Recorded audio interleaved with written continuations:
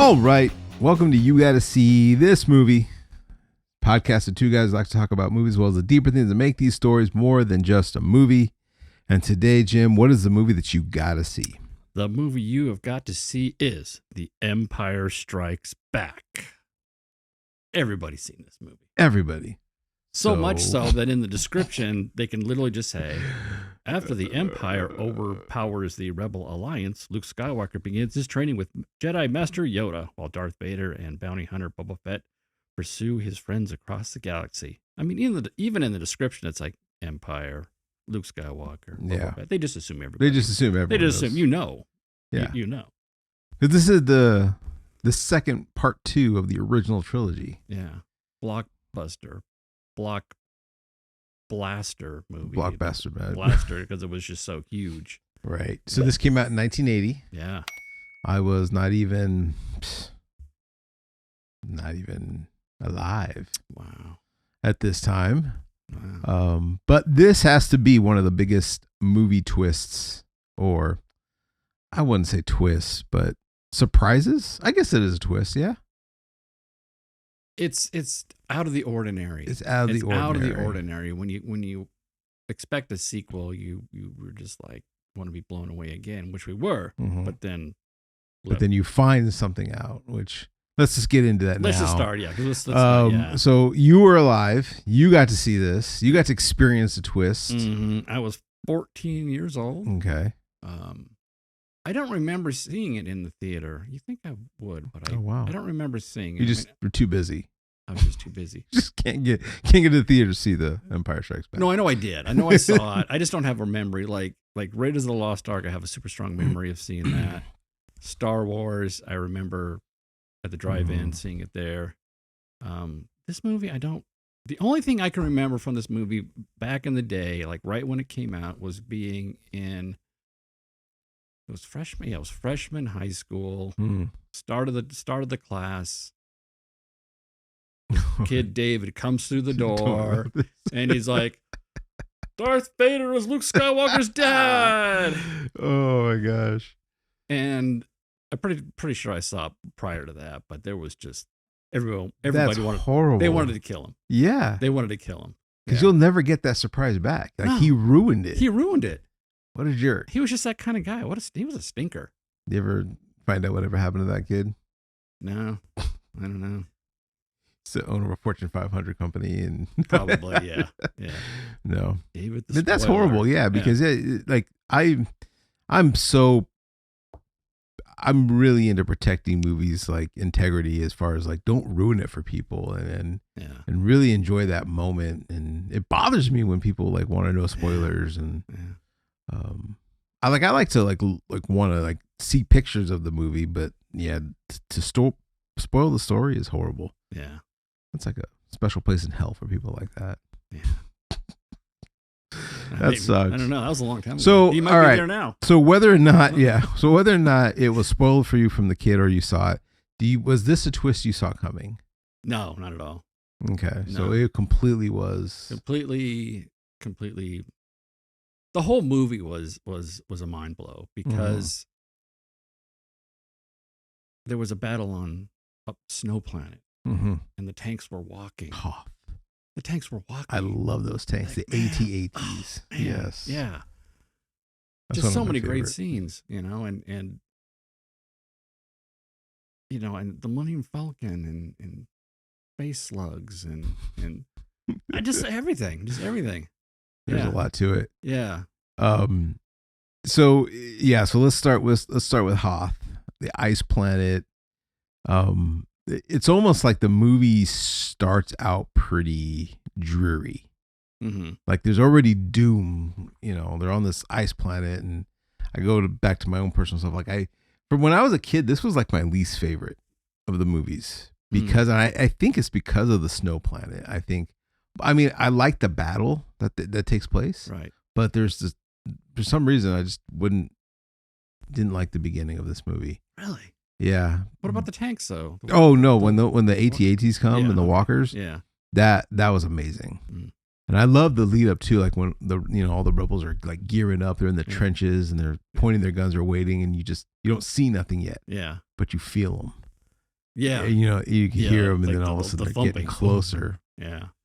Yeah, no, I've always loved that. That's one of my favorite vehicles in the movie. Yeah. I mean, that. I don't know. For some reason, it was really foreign to me just thinking that you think of a space movie and it's always like space and planets and futuristic. And they're on the ice and the snow. Yeah.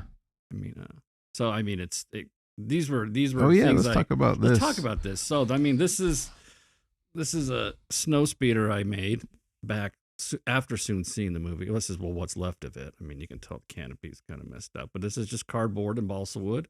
So you just did that off of like your mind, like your.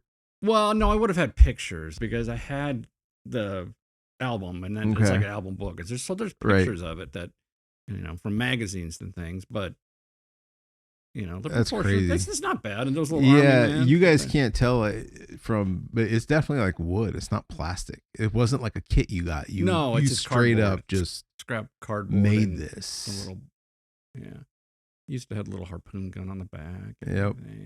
And that poor bastard, that's the guy who gets. Yeah. And is this the same thing? Is it made out of balsa wood? I made this. This is this sheet styrene plastic. Oh, you won't roll it around. You got to crash it in there. And just little bits of plastic and. Yeah. Oh, it doesn't hinge anymore. I must have glued it. But this had a little motor on it. You can like control it. Ion cannon. Yeah. So yeah, I don't know that whole thing. It's just. I think this is the first really big land battle we see, in Star Wars. I think it might be the only one as far as like in the original trilogy. Because the Jedi, I wouldn't say that. I mean, that was a land battle, but it was more like guerrilla warfare. It was like hiding in the jungle. But this is like. You got two sides, and you got an invading force, and you got this giant battle happening. It's one of my favorite battles in all of Star Wars. And and then you think like, well, how are they going to take these tanks down? And these are tow cables. Yeah, tie them around their legs, trip them up. Yeah, yeah, such a great fight. Yeah, so I heard that he was heavily inspired by like War of the Worlds tripod creatures. Oh, okay. But he's just like. Tripods, that's dumb. No, Let me give him 4 legs. That's dumb, yeah. What was it? Joe Johnson was tasked with designing these tanks, these snow tanks, and I guess that they were going to use a Norwegian snow vehicle, and then just basically dress it out and put something on it so it doesn't look like a tank, and then everything that he came up with just looked like a tank.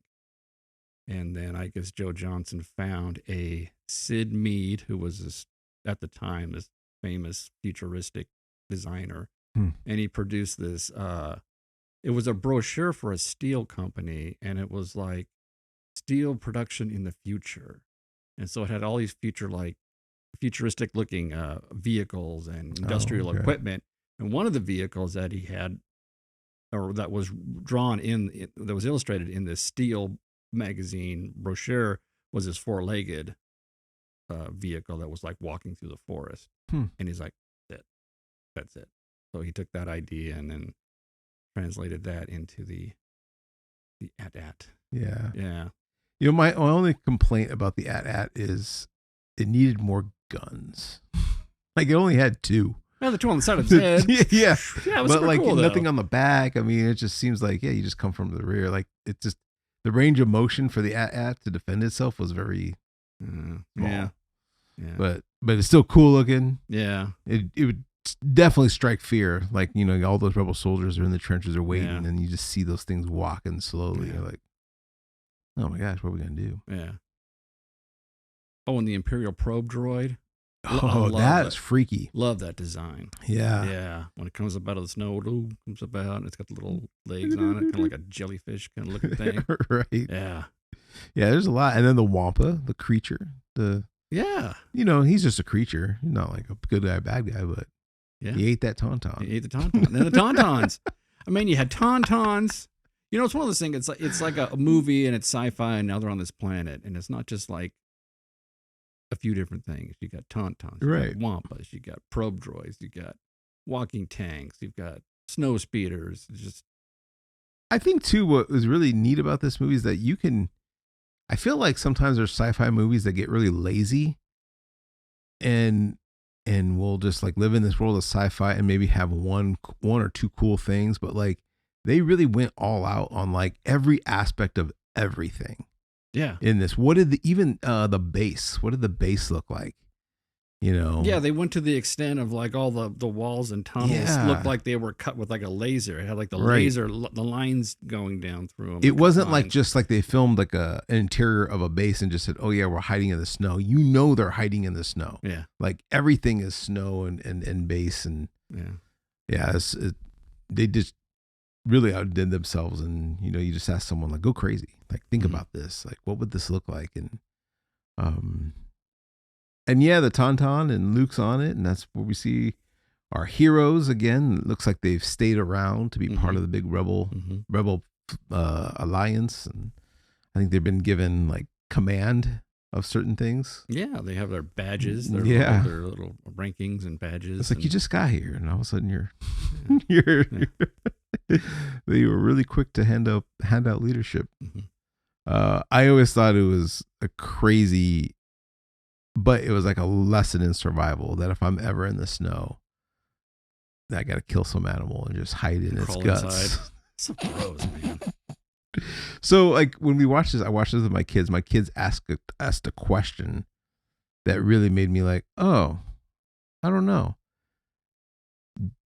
Does Luke get put inside the animal, or does Han take all the stuff from the animal and put it on Luke like a blanket? I've never heard the idea that he took the guts out and put it on him. I always thought he put him in it. That's what I thought. Yeah. I was like, when my kid asked that question, I was like, oh, maybe. It's not like he can go fully inside the animal. I had an audio version, like an audio book, like a storybook of Empire Strikes Back. And I remember it was, and then he snapped the neck of the terrified Tauntaun. And like Han killed it? Oh, you're talking about the Wampa. Yeah, the narrator was, I think the narrator was the Alec Guinness type voice, and then he's describing the scene. Oh, and really? I'm pretty sure he said something about cutting the Tauntaun open and putting Luke inside or something. Huh, like that. okay. Yeah. Han gets to use the lightsaber. But then how do you get him in? There's like guts in the way. You would have to take the guts out. Yeah. To make room to put him in. I don't know. I always thought he went into until my freaking kids made me think otherwise. They put the guts on him. Yeah. Like gutting a pumpkin and taking the seeds. Which again, and my kid was also like, I was like, man, why are we even watching this with you? But they were like, how does the snow animal die, but yet the humans who are not adapted to snow live? Yeah, I always kind of question that. I would think that the Tauntauns would be they would be able to chill out there a little longer than actual Han, right? Yeah. Who puts up a shelter and Han's got a jacket. Yeah, Tauntaun doesn't have a jacket. That's true. Which goes to one of my favorite scenes in the movie, and is so out of place. And I always, it's a Star Wars movie, so you just. When the guy's like trying to save Han's life, like, sir, you can't go out there. Your Tauntaun's gonna die. You're going to freeze. Yeah. And he looks at him and he goes, well, then I'll see you in hell. That's right. And he just takes off. Yeah. Which is like, I don't know. That's just not verbiage you hear in a Star Wars movie. No, because now it's like, oh, do they have hell? And exactly. Does the Star Wars theology have heaven and hell and yeah. And then I always thought like the poor guy who tried to like save him just gets that like quivering lip. He goes, okay, I'm just trying to help you. I don't want to. Yeah. But yeah, that's cool seeing the whole Hoth base, and we really get to see the dynamic of Han and Leia, that they are in love, but they also kind of can't stand each other. Yeah. They've gotten to know each other in the intimate quarters of these snow tunnels. And then we get the big kiss from Leia to Luke, which again is like, wow. In hindsight, yeah. I bet he wishes he could take that scene out. Yeah. It is weird. Which obviously he had the opportunity to take out because he added and changed a bunch of stuff. Yeah, I kind of wish I had watched the my glorious VHS copy, because the one I watched had all the changes in it, which for some reason I thought it didn't, because it's a pretty old DVD set. As far as this movie, there's not too much that got changed. As far as compared to like Jedi and compared to Star Wars. And when Luke's in the cave with the snow beast getting ready to be eaten, there was a lot of the beast. Yeah, you see a little bit more of the beast chewing on stuff, and I don't remember seeing that many in the original. No, there wasn't, and you vaguely see them. Right, it was just kind of in the background, yeah. Which I think that was more of a puppeting issue, but yeah, you see a lot more in that. And then I think Cloud City, they really enhanced Cloud. Oh yeah, Cloud City. They had windows, which makes sense. I mean, if you're in the clouds, you're gonna want to see outside. See outside. Yeah. But yeah, so to me, like all the special features that were added in this one didn't really bother me. Didn't really take away from the film. Like, we just got done watching Jedi 2, and the whole stupid singing dance thing that they added to Jabba's palace. Yeah. So dumb. Even my kids started laughing. They said, "What is this? What is this?" I'm like, I don't know, man. This is a rich man wanting to do rich things. Changes movies. Just leave it alone. Just leave it alone. Anyway, so we see Luke and Leia, and then another cool thing is Darth Vader is in his pursuit for Luke, and we get to see his new ship, the Executor, the giant, the Super Star Destroyer, the big one. The big one. Oh, you know what was really interesting? What I thought was really cool is like when Vader enters the tunnels in the snow. When he enters that scene, it's not like he looks around. It's not like there was nothing holding him back. He just command and his power just walked right in. Like, dude, man, he's just and he's killing like all his like general anyone who fails him. He's just like, I'm wiping you out, and now this guy you're promoted, but know what happens. Yeah, he says you really get this sense of him just being just a bad dude. Just he is kind of, I think that you looking back at who Anakin was and like how like he doesn't really think he's all power, and I think you see that in Vader too. Like he's all about like just I'm gonna push forward to get the result. I'm not gonna think about consequences and other things, and which I think they do a pretty good job carrying that character trait over in the prequels into this, because he's not working in the self-interest of the Empire. He's working in the self-interest of finding Luke. So he's still doing things for the Empire, but his priority is not the Empire. His priority is I'm gonna find Luke. His priority. Yeah. So but yeah, the Executor's a really cool ship. Super big. Yeah. Bigger than people realize. Monster which ship. You also have a model in your ship, in your garage. Yeah. Which you couldn't bring here. But it's not the Executor. But I've always thought like, it was definitely inspired. I did a lot. This movie really was like kind of a big deal in my life. Yeah. From early teenager model work, and just as an inspiration to the career I took. Just so much of this movie is just like it's crazy. Yeah, I was gonna say that, like just how much it inspired you even just to go home and be like, I'm gonna build this. Yeah, I took pictures of the spaceship, my version of the Executor, and then pictures of this stuff, and put together a portfolio, and that was my model work to. That's what got you in. Yeah, wow. Yeah. Okay. I said I don't have any professional work, but I did build these, and this is the work that I've done. And the guy says, "All right, we'll try you out." So this movie created a career for you. Yeah, that kind of started That's cool. Started everything. Yeah. Yeah. All right. Well, let's talk about two major characters that were introduced into this. There's three major characters that were introduced in this film. Wait, 3? Yes. Okay. Technically 3. What do you want to talk about first? Let's talk about the important one. Let's talk about Yoda. Yep.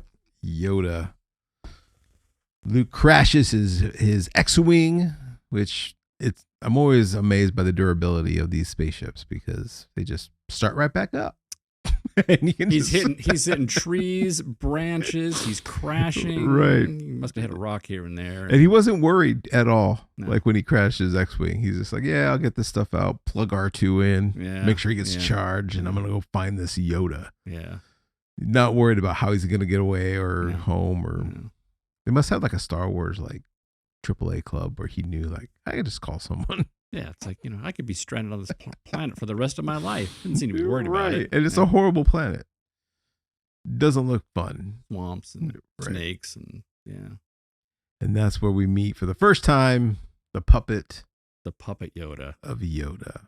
Puppet Yoda, not CGI. No, this is puppet Yoda. Puppet Yoda. So I like it. I always like the puppets over the CGI. Yeah. And he's crazy. I think our introduction to him is the best. Mm-hmm.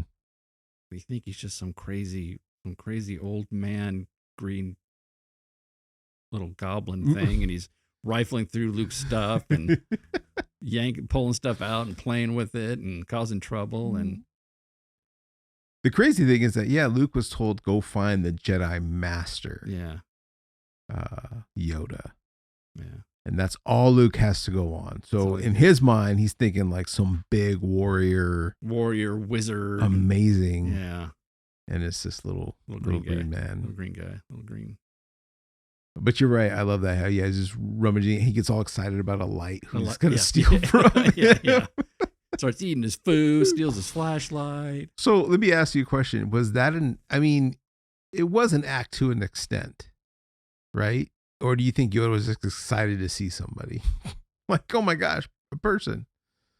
No, I mean, it's almost like he's been down there by himself for so long. He's gotten a little silly. Maybe. Well, yeah. Maybe. I mean, however old Luke is, he's been there for that long.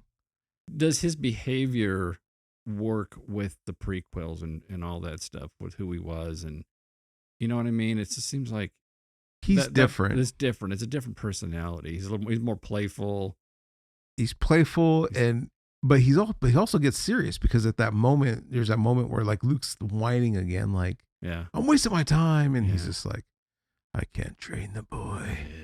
Yeah. All of a sudden the tone changes but you almost see he's defeated, right? In the prequel trilogy, you see a leader, you see he is the warrior, he's the wise, he thinks he has all the answers, but then, everything goes down and going back to the prequel series is he's throughout the movies, he's starting to wonder is like the Jedi's ability to use the Force even, does it work because they can't even see the dark side that's there.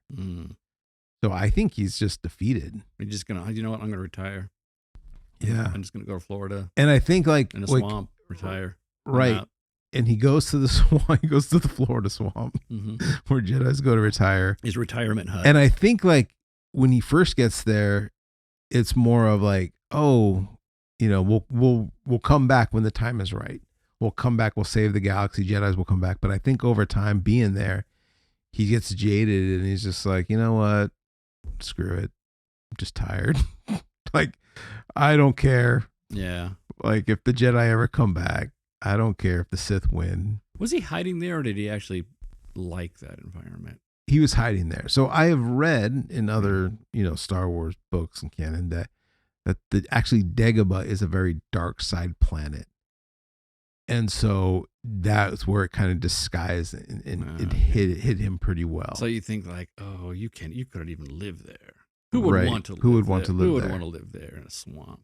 So that's why he was living there, but builds a nice house. Yeah. A little cozy. Yeah. It's a nice little house. Snakes everywhere, but don't seem to bother him. He does collect the snakes. Maybe eat some. Maybe snakes. Oh, that's true. Snake stew. He does eat got plenty of food. Yeah. Got plenty of food. He does make a life for himself there. Yeah. But yeah, I do think that he's just done, jaded. Maybe he wants to see what Luke's response was, and the minute that Luke starts whining, he's like, "Nah, screw this. Yeah. I don't want to train this guy." Yeah. Yeah, because he could literally just flip him up and would use his force, and just throw him across the room, and yeah, but no. But Yoda, cool character. We meet for the first time in these movies, and yeah, he trains him. Yeah. He says, your first goal is put me on your back and let's go for a ride. Yeah. I've been wanting to go in these trees ever since I got here. Yeah. Take me for a ride. Yeah. Yeah. But he does prove his power when he's the one able to get the X-Wing out. Yeah. With no problem. Mm-hmm. So, all right. So let's talk about character number 2. Lando. Okay. Yeah. All right. I was saying Lando. You said there was 3. There is 3. I can't think of the third one. I know. When I say it, you'll be like, yeah. Oh, I know who it is. Okay. Never mind. I know who it is now. Okay.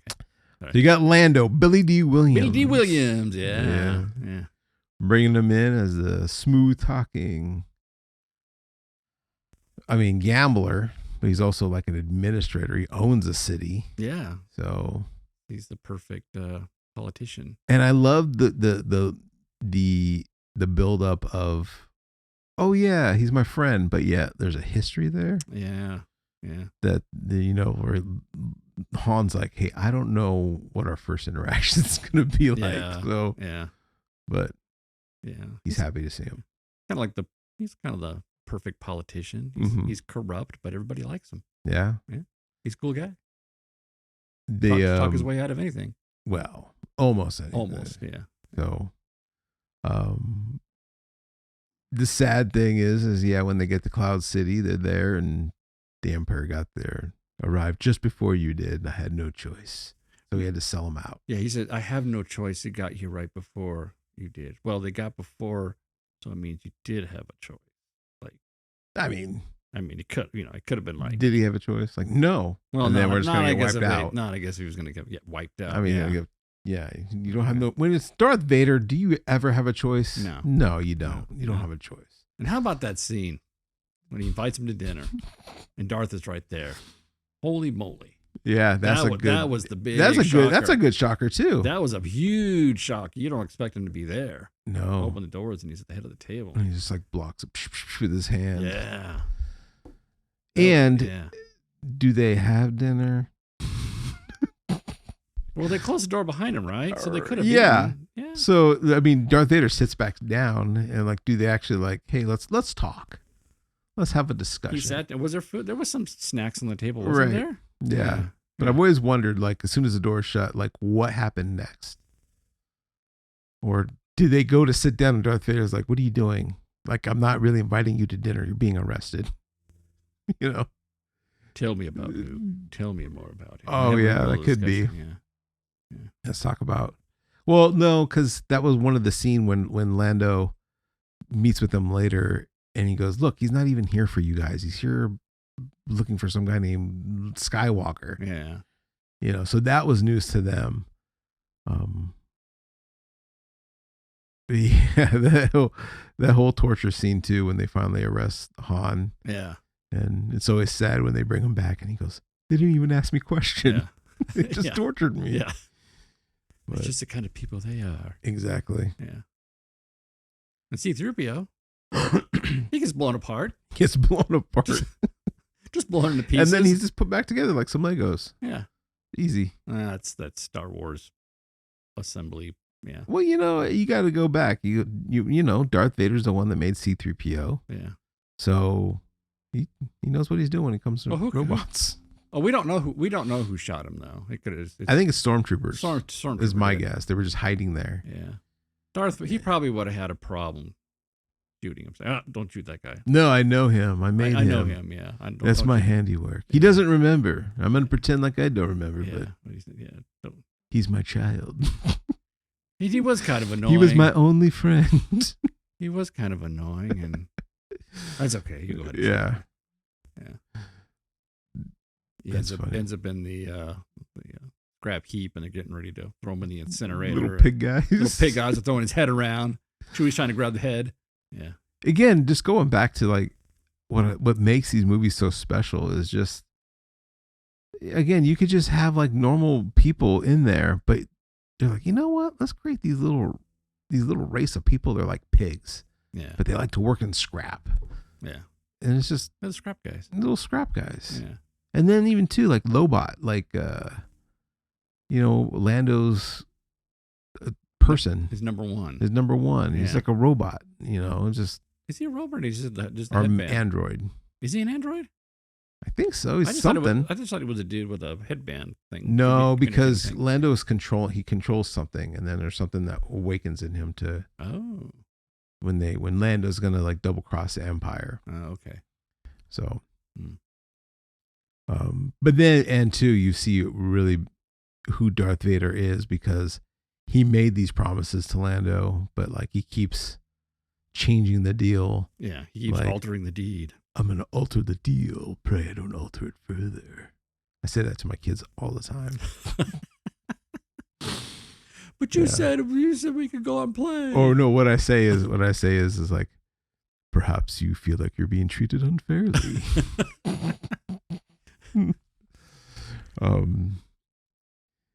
It's the Darth Vader's Guide to Parenting.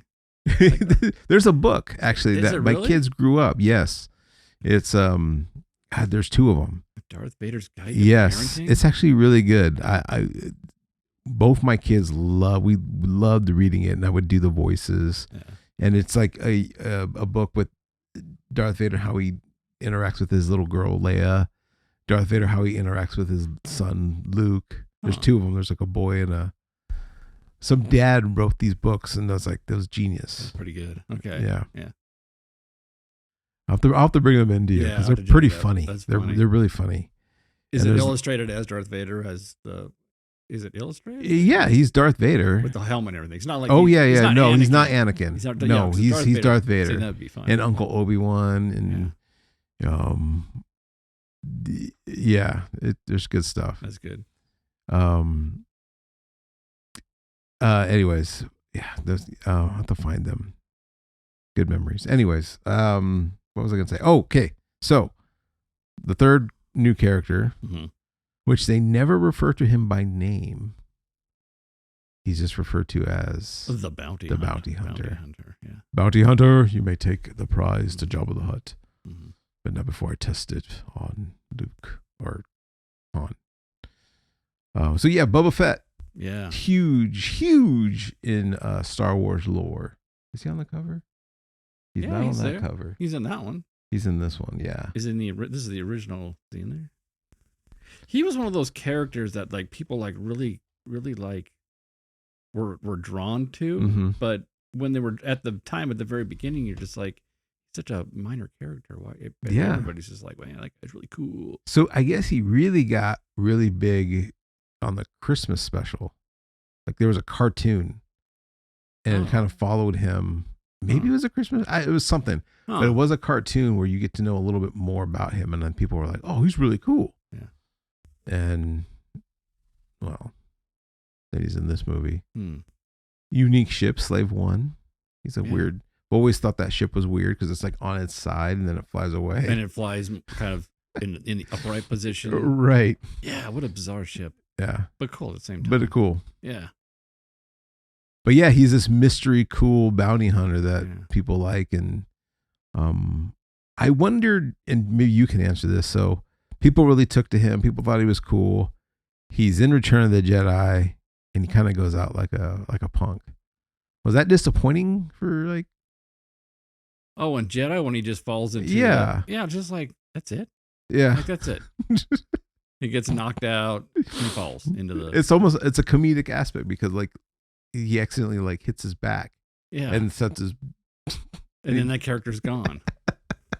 It's like he has so much potential. He's such a cool guy, and nope, that's it. And that's it.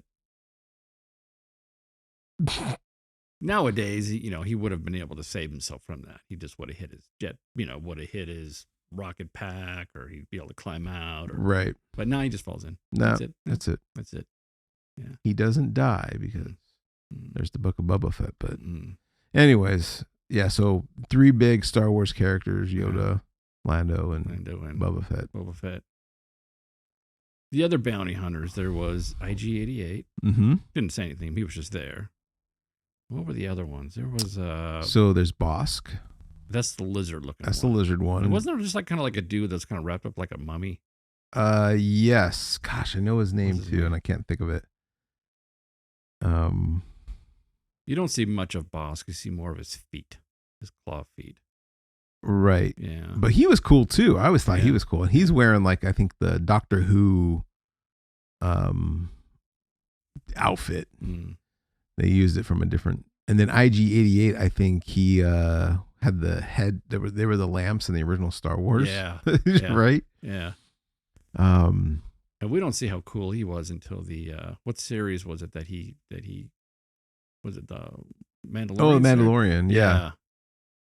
It wasn't necessarily him, but it was a robot like the him. same. Yeah, it was the IG-88 kill droid. Kill droid. Yeah, we got to see his cool moves. Yeah. Right.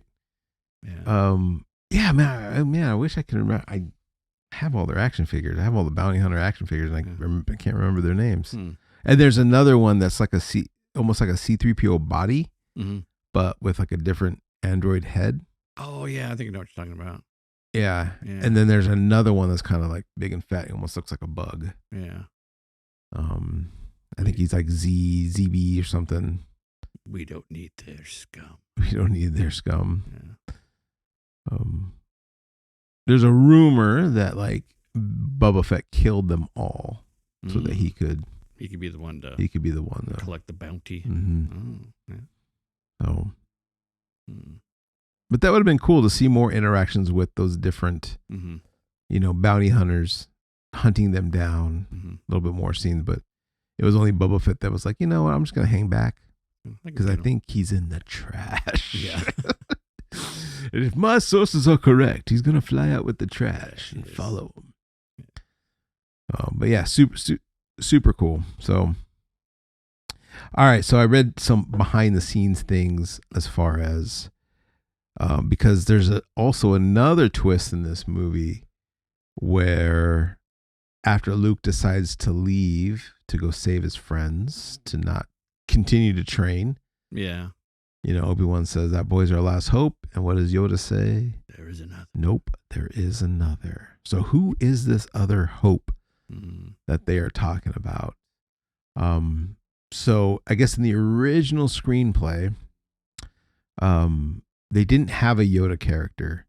What it was is that Luke was going to go to this planet and they get trained, get this, by his dad, the ghost of Anakin.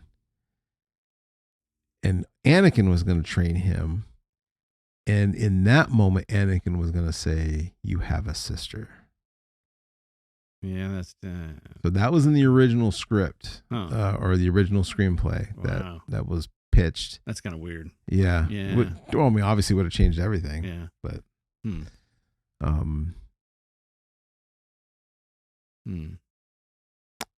and then you get the twist that Darth Vader is his dad, which was so secret no one knew what that was. Do you know what what was said in the movie and what was said in the script that they got? Don't remember. I remember seeing something. When they're having their final battle, Darth Vader says, did your, Obi-Wan ever told you what happened to your father? Because he told me enough. He goes, no, Obi-Wan killed your father. And that was what everyone heard on the set. And what I think Luke did know. I think Mark Hamill was told what it was supposed to be. But originally, what David Prowse says is that Obi-Wan killed your father. Oh, okay. So nobody knew. Nobody knew. And then, except for James Earl Jones, because he's the one that actually. He had to say it. He had to say it. Yeah. No, I am your father. Wow. So having a son, we both have sons named Luke. Yeah. Amazing. Oh. And that was something we planned years ago. We talked about that. Yeah. But did you ever get people say like, "Oh, do you ever say Luke, I am your father?" I think somebody must have said that at some point. Yeah. I don't remember specifically. Yeah. Yeah. So I get that a lot. You get a lot, yeah. And I always look at them and say, "No, idiot, stupid." That's not even what Darth Vader said. That's not the line in the movie. He says, "No, I am your father." It doesn't say Luke. Yeah. You idiot, dummy. Yeah. So, and then I have to apologize for my outburst, but no, yeah, I do get that a lot. Like, "Oh, do you ever say that?"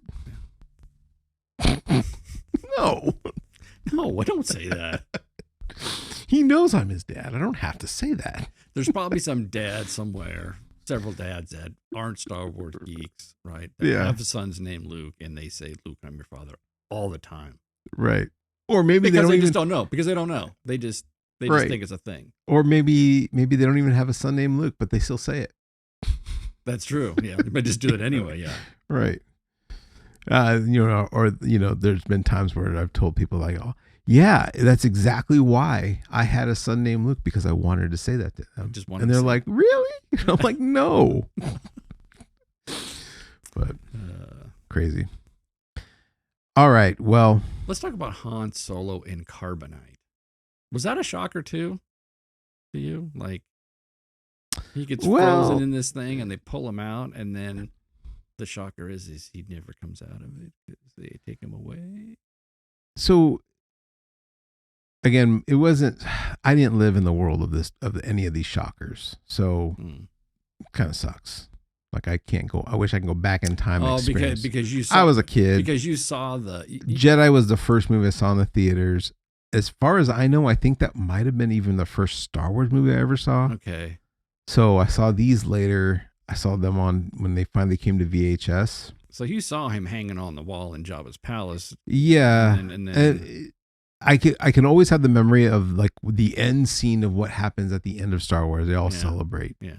And for the longest time in my little kid world, all these movies just blended together, and I couldn't tell you which movie was which, or what part happens with what, until I got a little bit older. So to me, yeah, and I can remember having that action figure, which was really cool. The actual was it Han, like a little cute, little Hershey bar of Han. No, it was like a cool. Actually, Han, or the figure fit in. Oh, you put it in it? Yeah, so it was like just a plastic shell. Okay. And the Han. Yeah. But was he all frozen looking and stuff, or it's just Han? The regular Han Solo. Well, no, once you take the action figure out, he was normal. Oh, okay. But then, you put it in. They must obviously they made a toy at some point where he right. Yeah.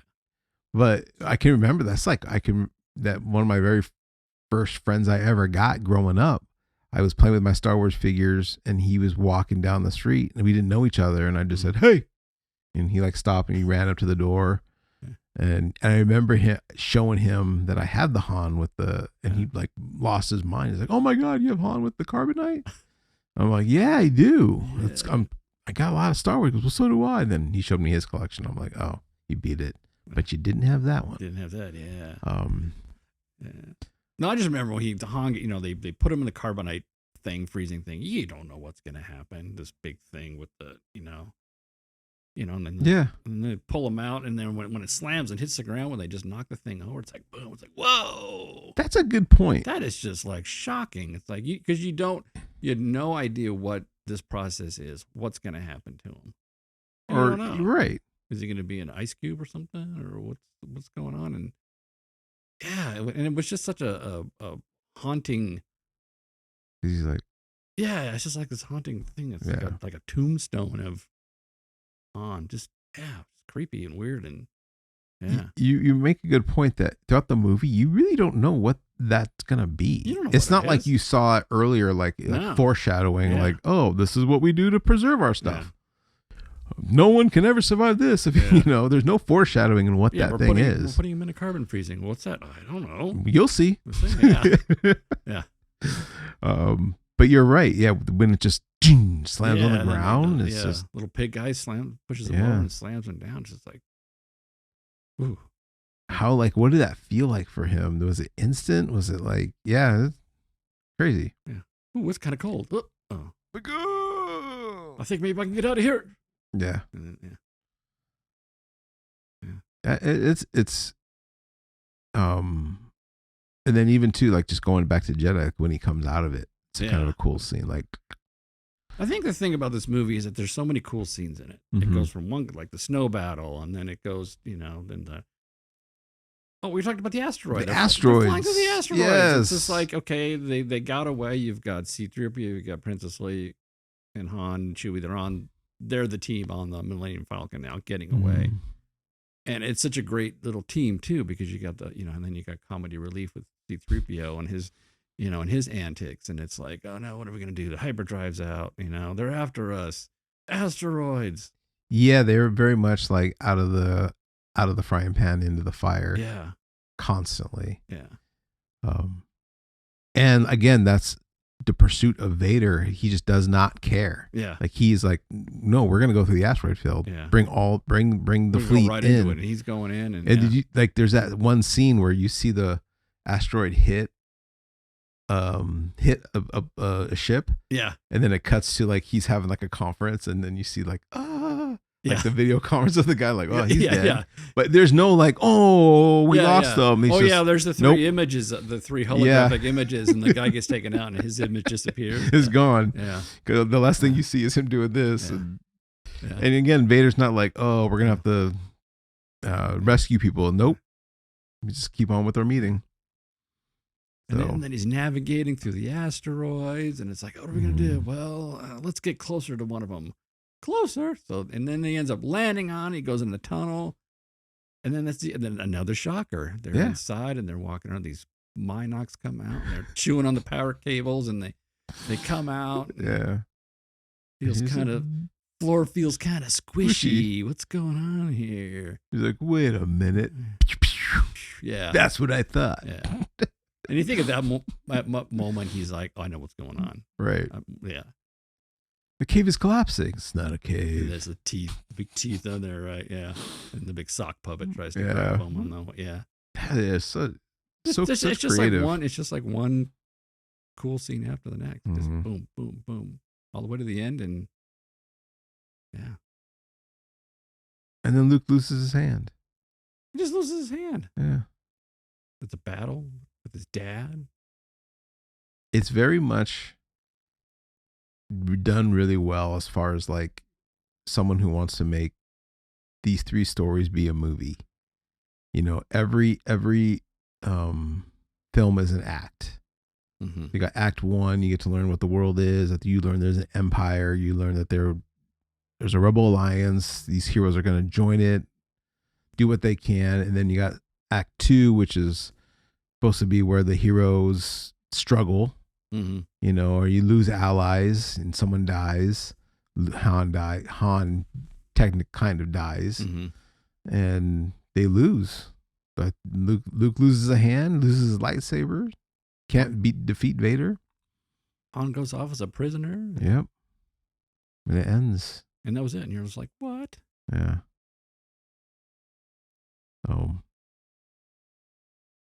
I guess the thing about this movie that I like that it stands out from all the other ones is how, and I think we talked about it in Planet of the Apes, how just real and how live it was. Like all the effects were practical. There was no CG. You really felt. Yeah. I think that when a lot of the other movies, they even though it's supposed to be like in space and it's a space fantasy, it's like they break the laws of physics left and right.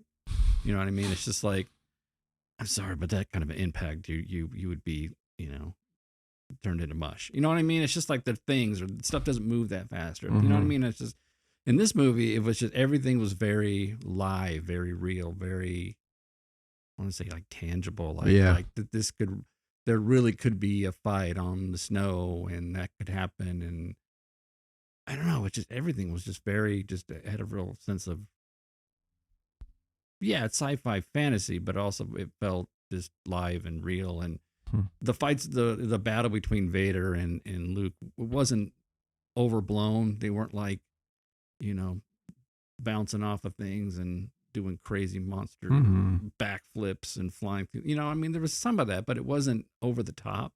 Yeah. And it got, and then they're battling on the bridge, and It's such a cool one scene. quick swipe and his hands, his hands gone. It's almost as if like Vader was like toying with him. Yeah. It's just like, enough's enough. Enough's enough. Here. Now what are you going to do? Yeah. Yeah, you have no weapon. Yeah. You're done. Yeah. I can get you a good deal in a robot hand. Yeah. Trust me. Don't worry about the hand. Yeah. Yeah. Oh. Yeah, you're right. It's just like I said, and each scene is just very carefully crafted. Mm-hmm. And the humor C-3PO as the comedy relief worked really well. It wasn't overdone. It wasn't overdone. It made sense, and it was genuinely funny. Yeah. Yeah. That's cool. And the thing is, and it can't be a standalone because it just can't be. There's too much of a world surrounding it. Mm-hmm. From the original movie, then going into this one, and then going into the other one. This is still a favorite. Right. Yeah. All right. Well, let's get into trivia battle. Best of luck to you. Best of luck to you. Trivia battle. Oh, man. All right. I have 9 questions for you guys. 2 had been eliminated throughout. It was the Minox chewing on the power cables, wasn't it? That was one of them. Man, You shouldn't have said that. The other was what part prevented the Millennium Falcon going into light speed, and it was the hyperdrive. Did I say that too? Yes, you did. Yeah. God. I love how he bangs on the ship. He shuts down. He just bangs on it and it starts up again. You would think in a future sci-fi that's just not a thing, but it was so perfect. Perfect. It was perfect. Yeah. All right. Well, who will be going first? I'm gonna let you go first since you saw this before me. Okay. All right. All right. Question number 1. Mm-hmm. What is the very last word of the opening crawl? I'm glad you went first. Wow, the very last word of the opening crawl. Okay, hang on.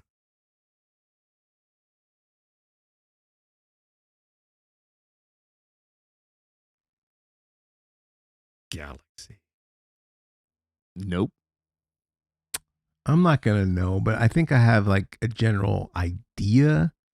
I'm not gonna know the specific word. I think it's Skywalker. That is incorrect. Oh. You were close with galaxy. It was Space. I was going to say space, but it didn't seem right, so I picked galaxy instead. Yeah, I believe the last line has to do with sending thousands of probes into into space. I thought it was, and then my thought was like galaxy probes into space to hunt for Skywalker. Should have went with my first. Should have went with the gut. All right. The gut. That was a good one. Well, all right. It's a bummer for you. Next question. What does R2-D2 say the chances are of surviving a night outside on Hoth to be? I'm going to say that he doesn't because it's not R2-D2 that says that. So I won that. It's C-3PO. He translates it. The number comes from R2-D2. What is it? Oh, I don't. Wait. The you're talking about the asteroid field? No. This is his death. This is when they are on Hoth. Man, I don't know that number. And R2-D2's a little. He's been wrong from time to time. He's been wrong from time to time. I don't know. Okay, I'm going to take a shot. Go for it. You can steal it. Go for the steal. His chances of survival are 375 if you to 1. Know that number. That is No, it's 700 and 700. It's 700, right? That's the first one. 7. 725 to 1. That's correct. Wow. Yeah. Well done. It is 725 to 1. 700. That's impressive. Those are crazy odds. But you only get a half a point for that. Yeah. Well. All right. Are you ready for the next question? Oh, is it my question? Yep. Yes. Okay, good. All right, let's do this. While visiting with Luke after his recovery from the Wampa attack, Leia calls Han a name that makes Chewie laugh. What is that name? You know this one. Yeah, half-witted, scruffy-looking nerf herder. Yeah. That is incorrect. It makes Chewie laugh? Yes. Who's scruffy looking? Scruffy-looking. Wow. Okay. Wait, right? Ask the question again. While visiting with Luke Yeah. after his recovery from the Wampa attack, Yeah. Leia calls Han a name that makes Chewie laugh. Oh, laser brain. I'm sorry. Well, you didn't even give me a chance to steal Oh. that. I don't know where you get your delusions, laser brain. Michael, did you know it? He knew it. Of course you knew it. Yeah. All right. I'll give him the half. You should get the half point deal. Okay. To be honest, Yeah. I only knew that because you failed the first time. So I would, if I got that answer, I would have said scruffy head nerf herder. But then I knew the second one. Oh, it was laser brain. It was laser brain. It was laser brain. Yeah. I would have gotten the Yeah, you steal. would've gotten Anyway, Yeah. so it still Yeah. works out the same. Yeah. But I would have still guessed nerf Okay. herder. All right. Are you ready for the next question? How many AT-ATs were the rebels able to destroy during the attack? Able to destroy. Oh Mm. shoot. Gosh. Luke. There's 3. Shoot. I'm gonna say 2. Final answer, because I think Luke gets 1 and then Wedge gets 1 after they do the thing falls and then Wedge comes in with the final. I'm gonna say 2. That is incorrect. Oh my gosh. For the steal, Luke takes one out. They trip one.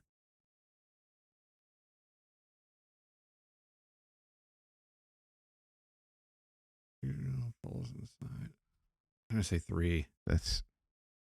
that is correct. How? Okay, so which ones are they? 2 get tripped. 2 get tripped? Yes. 1 gets tripped and shot. 1 gets tripped, and then the other one is the one that Luke takes out. Because one gets tripped and it goes forward, and then they shoot him in the neck and they blow that one up. That's the one that's the one I'm thinking. So one just gets tripped and sits there? Yes, I believe so. I want to challenge that. There's definitely 3 that go down. Because there's one goes down and then the scene cuts and then it comes back and Wedge flies in and shoots it. Shoots him. Luke And sees. to me, that's the same one.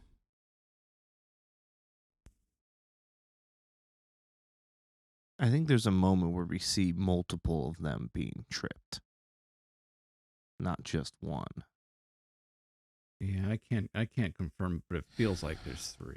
For some reason, I don't know. I would have guessed 3 too, but I can only think of 2. I'm Googling it. Google it. How many? Because Luke blows his up.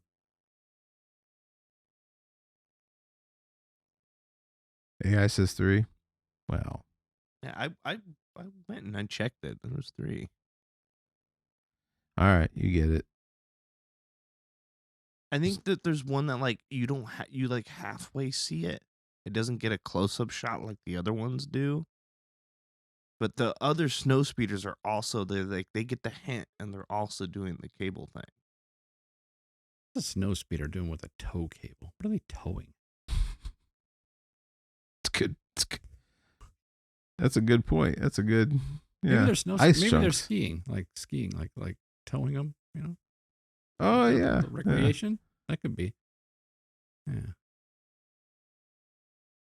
Luke destroys one with a lightsaber and explosive, while snowspeeders, piloted by Wedge and West, trip 2 others. Huh? I guess.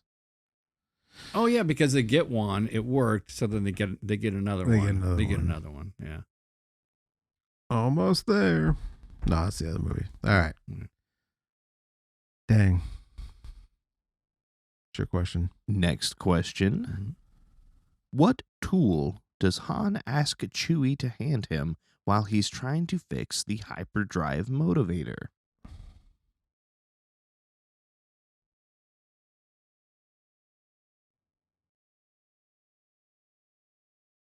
I want to say it's hydro spanner. That is correct. Yeah. Which doesn't make sense because hydro means water. Hydro? Maybe it takes water to spin it. Oh, what could be? You don't question it, man. It's Star Wars. And it's great. He's down in the hole trying to fix it, and the asteroid hits, and all the tools fall on his head. And the toolbox falls and hits him in the hole. What was that? Yeah. Something hit us. I wasn't a laser blast. Something hit us. All right. Are you ready for the next question? Yep. What are the odds of successfully navigating an asteroid field according to C-3PO? I have no idea. 50%. I think I know this one. Never tell me the odds. All right. You want to go for the steal?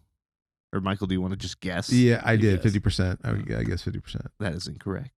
It's approximately 3,720 to 1. That is correct. What? See, and that was How confusing. Do you remember these numbers? It was confusing because he said 725, and so again, it must be the 7. 7's a number that sounds more statistic.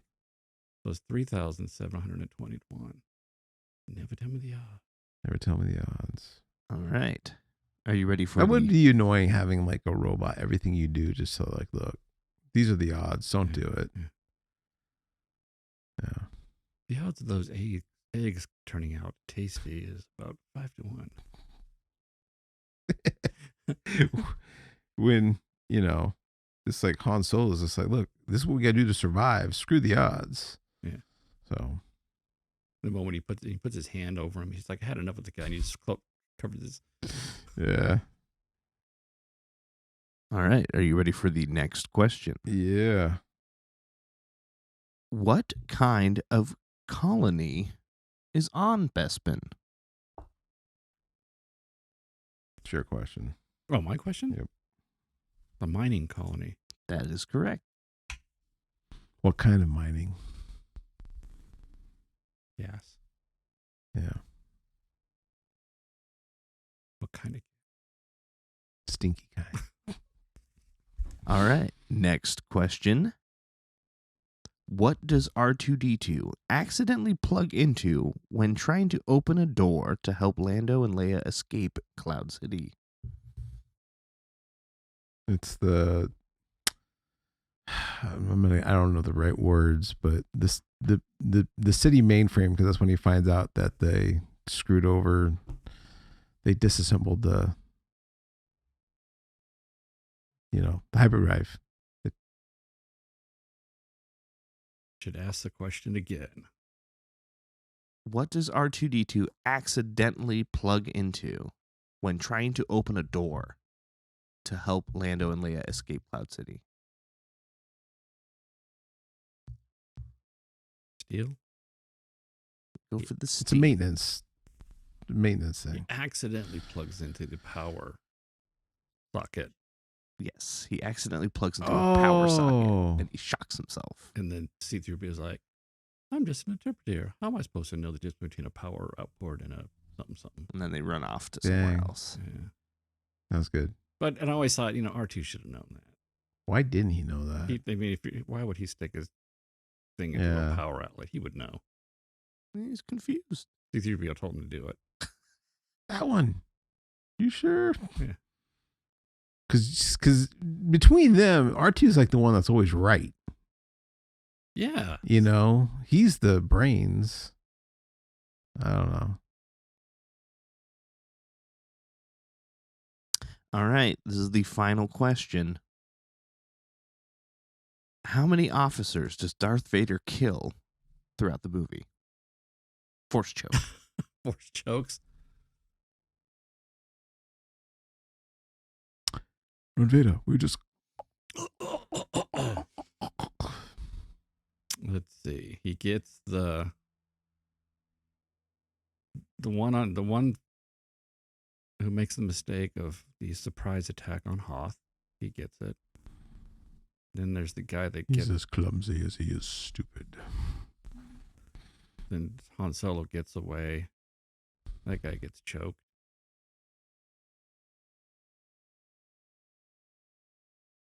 I think just 2. Is that your final answer?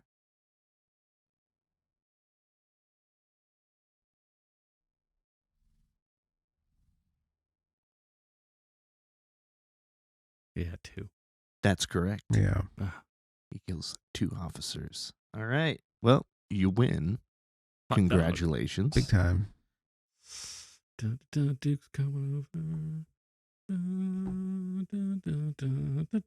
There's fine. No, it's gonna be there. There you go.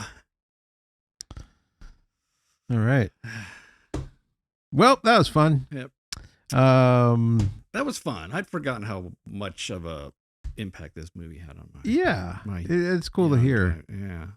I really kind of forgot about that time period. So yeah, what are your final thoughts and ranking?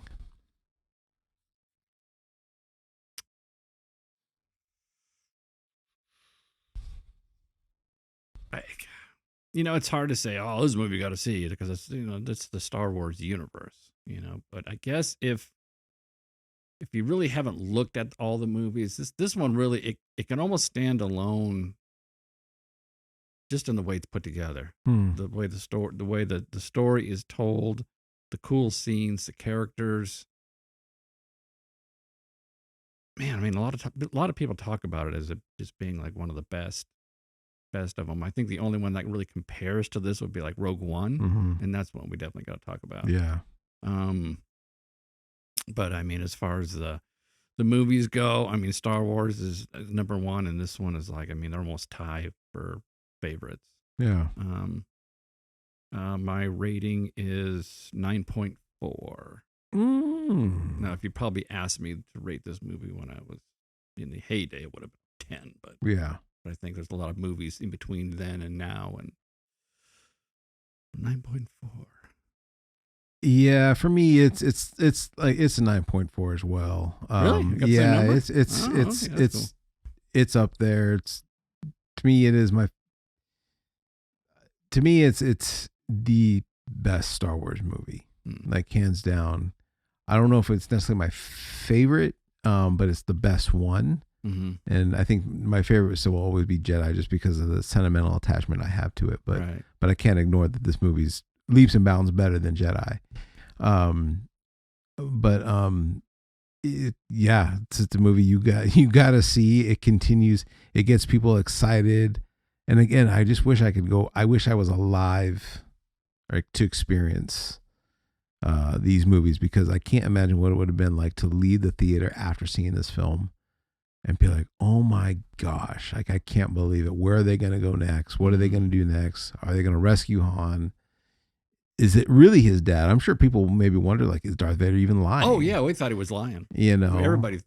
Most people thought he was just tricking him. Like, no, right. He's just trying to, Which goes to me like I was, what was Vader's intentions? I mean, was it really pretty much to find his son, train him so that they can overthrow the Emperor? Was he trying to eliminate his son? Was he trying to protect his son because, obviously he wanted to pursued it? And,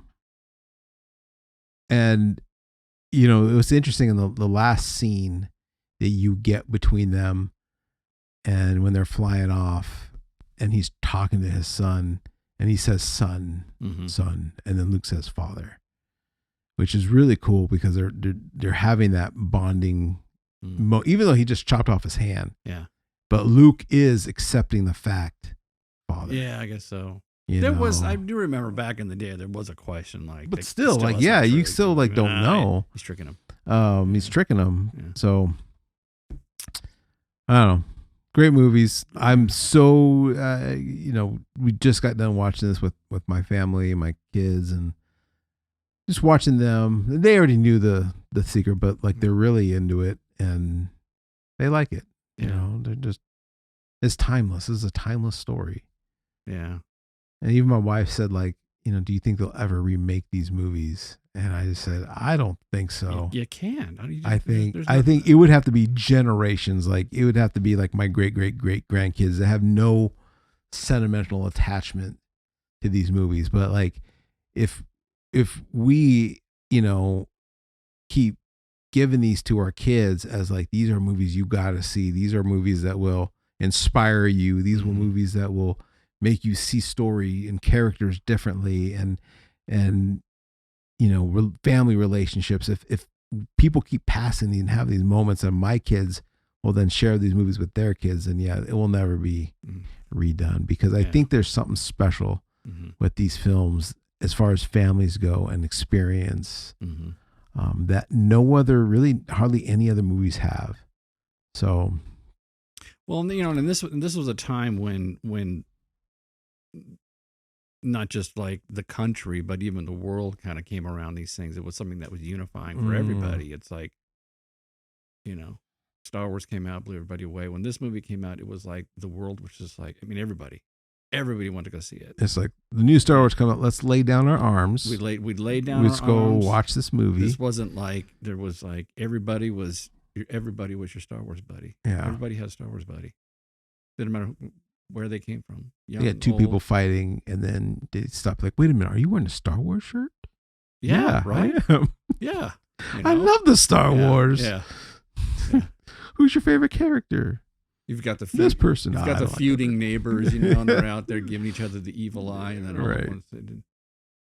The Empire Strikes Back. Let's talk about Star Wars. I did. It was amazing, and they're like buddies. Yeah, that's great. All right. Well, Empire Strikes Back. I don't even want to ask, have you seen it? Because I know you have. But let us know, what was your favorite part in the movie? What's your favorite character in this movie? And let us know, were you surprised by the twist of Darth Vader being Luke's dad? So, all right. Well, thanks for joining us. Please like, subscribe. Helps us with that algorithm, especially the like button. And we'll see you in the next one.